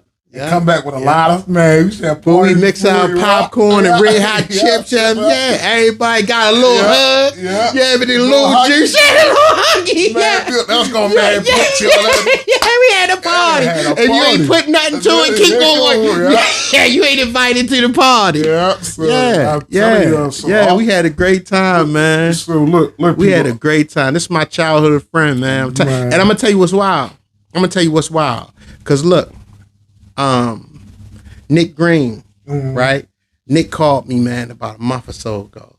And people still live on Darley, so I would see him, every now and then when I go through. And whenever he was there prior to my mom passing, he would always stop by checking on my mom. But one of the things that he said, man, when I talked to him about a month or so ago, he said, no matter what, man, and it's the same for us, Steve, he said, no matter how much time elapsed from the last time we talked to the time that we talk, it's still the same. Yep. You know what I mean? Yep. I say, boy, look, I loved you then and I love you now. You know what I mean? Like that never changed. You know what I mean, homeboy? Like it never changed, man. It's I don't care how much distance, how much time. And I'm saying this sincerely for you, right? Like it never changed, man. We gonna laugh, we gonna talk, we gonna dab, we gonna hug. And it's still the same love, man. We childhood friends, man. That doesn't change. Yeah, not at all. And I told you that. I think I told you. I saw whenever Dion see me, or if he say little man, I know I'm bigger than Dion right now. You know what I mean? I said, but even that, because he's always, because hierarchy is important to me. Right. You know what I mean? Besides him being your big brother, he my big homie. Right. So hierarchy is always like that's another thing too. I'm going to always, in our generation, we going to play my position. Right. These days? I don't care what it is. It ain't about material gain. It ain't about monetary gain. If you my big homie, if you was my big homie in 83, you my big homie now. You hear me? Right. I just get confused when the big homies start calling the little homies big homie. You hear me? I'm like, come on now. If the big homie called me the big homie, now, come on now. And see, with my brother. Right? Yeah, Dion the big homie. Yeah, so I'm always gonna be little man. I said all that to say that. Right. It's a sense of warmth. Right. To me. So with my brother, I always looked up to my brother when I was younger. Even when he was out there in the streets doing his thing. I always looked up to my brother. But my brother told me, one day me and my brother was talking, he said, I'm your big brother. But I am, he said, but you giving me advice. Yeah. I can he's like, see that. he's like, I'm looking up to you. Yeah, I can understand that. I'm looking at the year. He said, "Yo, keep doing what you're doing. I'm very proud of you. Keep doing what you're doing." That's wonderful, man. He called me for advice. That's wonderful, man. And all that stuff. But he's still your what? He's still my big brother. He's still your big brother. But that's wonderful, though. Yeah. That's wonderful, man. Yeah, Dion. I say to him, he's like, "What's up, little man?" Even when we on social media, he'd be like, "Yeah, little man." I'd be like, "Yeah, that's my big homie." Yeah, that make me smile. Like, yeah, nigga, that's my big homie. Yeah. So we're gonna talk about some more stuff, then wrap this up. So all right. So let's get back to what we getting back to. Let's get back to my underdog story. Your dude's perspective. Let's go with the dude's perspective. Because listen, and I'm not just saying this because he's my friend. Yeah. The stuff he writes. Oh man, thank you, Steve. Will touch you. That's but I'm gonna tell you the funniest story. What's the funniest story? This dude ever wrote was about lemon. It is lemon and 90. Lemon and 90. All right, so look, let me tell you. Oh my God. Now, let me tell you. Can I tell you? All right, so look, because you cried laughing. All right, so look, I'm writing this story, right? So I'm not if you follow along and if you know me, you'll know who the characters are. Right. It's a true story about brotherhood / friendship that's based mostly on truth. Right? All right, but let me stop. So where can they go find this story? On thedude'sperspective.com. Okay. So I'm writing it, and as I'm writing it, it's like a living piece of work. So I'm posting my writings as I write it. Right. You know what I mean? So I'm posting it and I'm labeling it as chapters, but it's really not chapters, but for the internet purposes and for social media purposes, the way I'm breaking it down, I'm copying and pasting, I'm labeling it chapters. Okay. But all right, so it's a story. And it's a story, like I said, about brotherhood and friendship, right? A coming of age story. So it's entitled Lemon and 90. So the story that Stevie is referencing, right? So hold up. You got to read it. Because if I say it out of context, say it out of context, it's gonna sound crazy. Right. You gotta read All right, so go to thedude'sperspective.com, type in Lemon and 90. And then just start reading from the beginning. It's not finished because I'm writing it as I go along. But it's a story about friendship / brotherhood, a friendship that started back in 1987, right? That transformed into a brotherhood, right? That still to this day, almost 40 years later, like it's a brotherhood. You know what I mean, homeboy? Like. My man, you know what I mean? And it's a story about friendship, a coming of age story. It's entitled Lemon and 90. You'll start to read it. By the time you finish reading it, you'll learn something from it. You'll laugh about it. Something might make you cry. It'll stir up different emotions. And I'm gonna tell you right now, like, if you keep on writing this can be like a Coolie High. Yeah, that's what it is. That's the intent. A Coolie High that's movie, the intent. Yo, so look, let me tell you this. All right, because I said this. Popcorn. God bless the dead, right? Popcorn celebrated a heavenly birthday a couple of weeks ago, right? You know, Popcorn lost his life in the neighborhood that we was raised in, right? Not across the street practically from where he lived at, right? Popcorn asked me years ago, when he would see me on the news, on the radio, different things in the newspaper, he'd be like, Mr. Dews, why you ain't never interviewed me? Right. I giggled. I said, Pop, I interview you every time I talk to you. Right? Pop was baffled, like, huh? I walked off. I said, Pop, I interview you. That's why I'm inquisitive. I ask a lot of questions. One of the things that I said, Stevie, and I posted this recently, I said, man, everybody I've ever interacted with or engaged with, I could write a story about. Right. It could either be a short story, it could be something extensive. It could be a poem. I could write something about, because I'm taking something away from everybody that I interact and engage with. With that being said, my man had been asking for years. I'm going to tell you how far I go back. Around the time Stop Snitching DVD came out, my man came to me and was like, yo, I'm thinking about doing we should do a Stop Snitching DVD. I was like, oh, nah, yo. I said, man, everybody, and I ain't laughing at the situation, but everybody who did that ended up going to jail. Right. Ain't nobody, we don't want to do that, right? He like, all right. He's like, man, but I want you to write this story. And I was like, yo, I'm writing it. You know what I mean? I was like, I got. So every time my man, boy, you need to write. I got it. I'm writing it. But I hadn't started putting pen to pad. But I was doing it up here in my head. I was taking it in. I'm remembering the stories. I'm putting it together. I'm doing this and that, right? And I went to my main man's birthday party recently, and he was like, "Man, I'm trying to get my man to write this story." And then I said it. I finally said it. I was like, "Boy, I'm writing it now." And then that's when I started putting pen to pad, and then I started making it accessible and available to people to read it and enjoy it and go along with us through this journey, because it's a real good story, right? And it's a story that most people who was raised like us can relate to. Right. You know what I mean? And all of us, like us, have a friend like the friend that I'm referencing in the story. So, you know what I mean? So, yo, I'm telling you. Yeah, it's at thedude'sperspective.com. I am telling you. And it's called Lemon and 90. And it's a reason why it's called Lemon and 90. And I was that good is so. Yeah. I read it is. I'm like, what? He cried laughing. cried laughing. I was like, yo, what the? You said, boy, you crazy. But that's a true story. That happened, though. Yeah, I know. That happened. That happened, homeboy.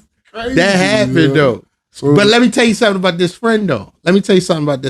Yo, this wild, but Underdog story. I did have a story, Stevie. Yeah, man, you bought it out of me, right? A couple of stories. But this one friend, right? 87, we in high school. Mm-hmm. Yo, because you and I laughed about this years ago, but I'm going to tell you. So I ain't never thought that I was confident in myself because my peoples dressed me decent, but I ain't never thought I was a dime or nothing. You know what I mean, Stevie? Like, I always thought my head was big, and because my head was big, when somebody, don't be laughing at me out there in the studio audience. Don't be laughing at me. But look, I always thought because my head was big, right? I always thought that meant I was ugly. Mm-hmm. So I internalized that, right? If somebody be like, yo, your head big head, man. You had Nika French. No. But listen. No, I didn't. Stop playing. Yo, somebody be like, yo, your head big, right? In my mind, I'm like, damn, I must be ugly. I got a big head. Then I used to think my face was smashed. I was thinking all types of, as confident as I am, but with physically, I'm talking about, I'm looking in the mirror sideways, trying to see. Trying to see your head. Steve, my eyes, I'm straight in my eyes looking, where my people like, boy, what the hell is wrong? Boy, these people ain't got talking crazy, right? But I'm gonna tell you, fast forward to 87, right? One day, so whenever somebody cracked, you already know they be like, yo, big head, yo, your big head, this and that. I'll be like, damn, right? So I try to come back with something. My comeback, I'm trying to be offensive now as we cracking jokes. I ain't got too many jokes, but I'm gonna offend you now, right? So, and I'm still like that to this day. I ain't got too many jokes, but we gonna be offensive now. Yeah. But my man, one day, 87, Steve, we freshmen up late, and we cracking jokes like we do every day.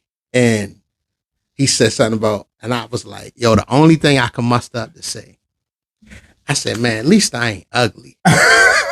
Right? But I ain't even say it real confidently. I was just like, man, at least I ain't ugly. And my man was like, no, I ain't never say you was ugly. I just said you had a big head. And I was like, damn. And I replayed it in my head. And I was like, you know what? They ain't say I was ugly. They just said my head was big. Say, I'm all right then. If that's it, you know what I mean, Stevie? And I got that lesson at 14, 13. I said, well, I'm all right then. We can crack jokes then. You ain't, you know, so that's my relationship with the brother that I'm writing about the story. You say you fresh, you clean. Yeah, she had to. She said I wasn't cute as a baby. That's what they said. She said I wasn't cute as a baby, Steve. Yeah, so they had to put me in something nice. Got me out here messed up. I can't be messed up like that, big head and not fresh. Boy, I'd have been, man, ain't no telling where life, my trajectory would have went. You hear me, Steve? Man, but look. By the grace of God. It always go back to the grace of God. Thank you, Ma. Thank you, Daddy. Thank you, Grandpa. Thank you, everybody. Yeah, man. Before we get out of here, yes, like, sir. Your mom and your grandma was like, when we was young, they was like, Your mom was like a second mom to me. I remember pork chop. Yeah, no, for real. We spent time in each other's house. Right. We friends. Right. Steve, yeah, we called each other cousins at one time. Right, Steve, we're about to eat. You ain't there to eat. You know what I mean? Go home. My mother be like, you eat? Yeah. I ate down man house. So we spent time in each other's homes. Yeah, man. That's my man. Yeah. So I celebrate you, Steve. You hear me? I celebrate you, man. I mean that sincerely, man. Matter of fact, I bring up Nick Green. When he saw us, he said, man, that was so warm into his heart, man. He said to see his homeboys that he know since we've been, you know what I mean? He like, man, and it's motivating and encouraging, man. Right. And that's what we want to do, Steve. We motivate and encourage everybody. Everybody. Yeah. So when did when last time you talked to Colton? Man, I ain't talked to Colton in years, man. I haven't talked to Colton in our audience wouldn't know, but we were all best friends as children. I haven't talked to Colton in years, man. And look, so this is a story I tell my kid all the time that we're about to get at because I know it's almost 7:00. We've been on here for like almost 2 hours. Yeah, what the heck? Yeah, but it was very entertaining, y'all, and funny. Yeah. But this is what I usually tell my kids. So my kids be like, I'm like, yo, y'all don't know how to handle conflict these days. They're like, what you talking about? I said, because every time somebody say something, y'all want to fight. Mm-hmm. But y'all know how to fight and then become friends again. Yeah. I said, when we was little, we'd fight each other and be friends. And I said, yo, it was just one guy. Yeah. Man, we used to fight almost every single day. Man, Colton used to fight every day. Yeah. And I said, every time I fight somebody, if you win and I see you again, we're going to fight again until I win. Yeah. I said, so it was like that with me and him. Man, we used to fight every day until one day he whooped my tail. And I said, yo, we ain't fighting anymore. That was smart. I was like, we ain't fighting no more, yo. No. I said, we good. Because we used to fight. I used to win a lot. So one day he got the best of you. One day he got the best of I guess I was having an off day or something. That's right. Whatever it was. It's a lesson learned in that too. Right. And I was like, yo, we ain't fighting. So we ain't never fight no more. Since then. Yeah. We got to keep on fighting. Right, after that day. But man, him used to fight over some stupid stuff. Hey, his parents, his grandmother, his awesome used to hate me. No, I'm sure they did. Don't do that. Not hate me like that, though. Not hate me, Mrs. like Russell. That. Because I used to be in their house. Too. We were in each other's houses, man. Right. Now you can't even get invited in nobody's house. Can't invite nobody's house now, bro. Isn't that something? Right. Can't even get invited nobody's house now, bro. Can't even go to somebody. Nah, they don't have friends like that no more. Yeah, man, that's this my man though. If anything take away, this my man. So the kid asked me, he's like, Mr. Quillen, what was the best? No, this girl asked me today. She's like, Mr. Quillen, what was your best years? I said 1973. She's like, what? I said the year I was born. I said the year I was born. 1973. What was your best years? Yeah. But I think for us, the 80s. Oh, it was the best time. Was the best. It was the best time. My wife and I, we said that was the last best decade. Yeah. Because community was still community. Yeah. People watched out for one another. Yep. It was before the heavy influx of drugs, especially crack. Yep. Neighborhoods and stuff. Yeah. Because back then we just had to worry about marijuana. Yeah. And it wasn't what you did, it was how you did it. Right. You know what I mean? I remember when people, even intravenous drug users, man, used to wear long sleeve shirts in the summertime. Yeah. And another thing was, it wasn't blatant like it is. Like you ain't had crackheads out on the corner and kids saying you. We ain't fine. No. We could jump on a mattress that was put out. That's right. We could backflip on a mattress without a concern. Yep. You know what I mean? Yep. But yeah, we were raised, and we all seem to have had were raised with the same morals, values, and principles. You know what I mean? We had respect for all our elders. We were raised to respect all elders. I wouldn't care if it was an alcoholic, if it was someone who fell victim to substance abuse, addiction, or anything. If they were our elders, we were raised to respect them. You know what I mean? And when I first became a teacher, man, I remember the generation where the kids was telling me, to get respect, you got to give respect. You be like, what? Man. Indeed. But hold on. And this is no lie. And adults believe that. Yeah, it's the adults that's telling their children that. Like adults believe that. Yeah, if they want you to respect them. Yo, I don't mean no harm, yo. And it's not only at the home, it's at the school system. Like, yo, you gotta respect the kids. You gotta give them respect so they can give you respect. I'm like, yo, are you really telling me? I mean, we're gonna be respectful, but it's like, If I tell a little kid get out the hallway, little kid cuss me out. I'm like, yo, you get the hallway, please. Yeah. Turn around. You don't gotta tell me what to do. I'm like, do that the same, please. Yeah. But when I yell at you now, it's like, why you being mean? Right. Yeah, it's a no win. I asked you 3 times nicely. Please, can you please get out the hallway? Yeah. And respectfully. And then when I be mean, wait, what you mean? No, dude, I try to be respectful to you first. I'm gonna tell you what my pastor say all the time, Steve. He said, man, it was the breakdown of the family. Right, it was. The breakdown of the family. Taking the man out the home. Taking the man out the home. I love my women to death. Yeah. But some of y'all women out here took that cash. When they told you can't get on public assistance with a man in the house. You took that cash and put your boyfriend out. Yeah, breakdown of the family, man. They took that cash, put your boyfriend. I ain't saying it's all. That was all blamed on you. But some that's breakdown on the family. The home, man. But look, man. So men go home. Right, go home. Yeah, men go home. Go home. Look, yes, sir. Kick that public assistance out. Go home. Men go home and be men. Be men. Even though you might need it now because of inflation, boy. I need some food stamps. Oh, no. Stevie crazy. It's some food stamps. The fans might be listening to Stevie. The fans. They ain't getting food stamps. That's right. I know fans got food stamps too, but they got no food stamps. Fans, bro. I don't care. That's a whole nother show. I don't want to be on that show. Look, dude, that's a whole nother show. Look, yes, that EBT card to come. I thought we was done. I thought you was about to do the close out. I just told you I don't want to be on that show. The fans wasn't listening until you screamed out that. All right. Come and get them.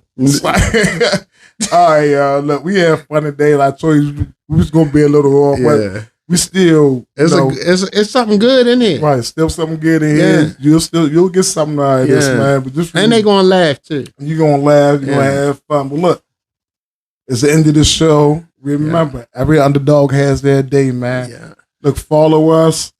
Spotify, Amazon Music, iHeartRadio. Well, you gotta tell me how to get on all these things. I got you. I need to be on all. I'm gonna put you. I'm trying to get an Emmy. We racing to get an Emmy. Who gonna get an Emmy first? Okay, we're gonna do that. You know the podcast Emmy podcast about to come out.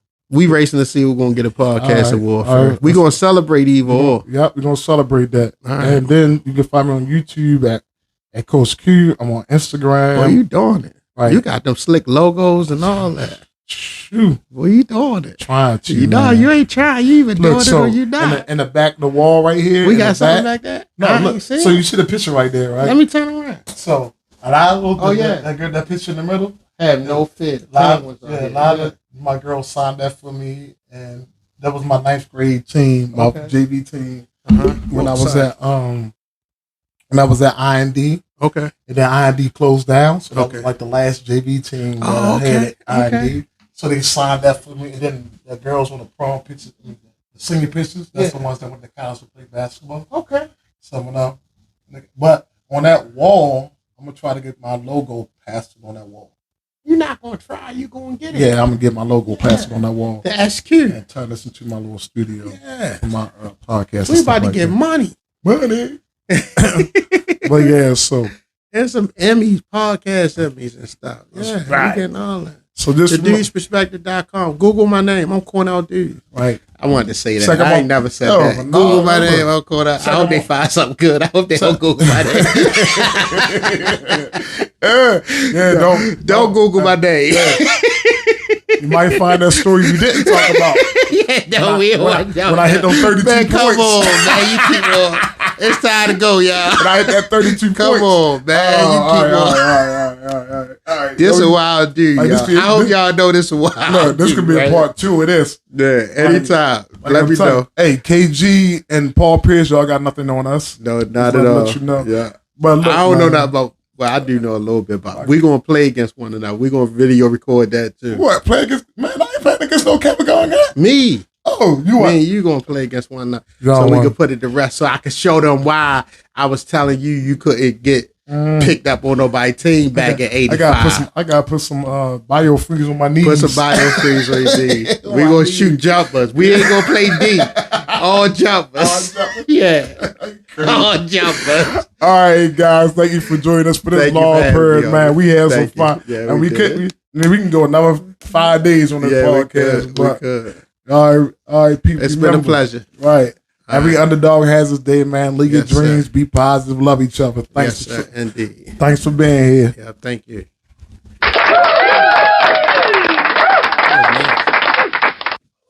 That's my man. And we out. That was nice, dude.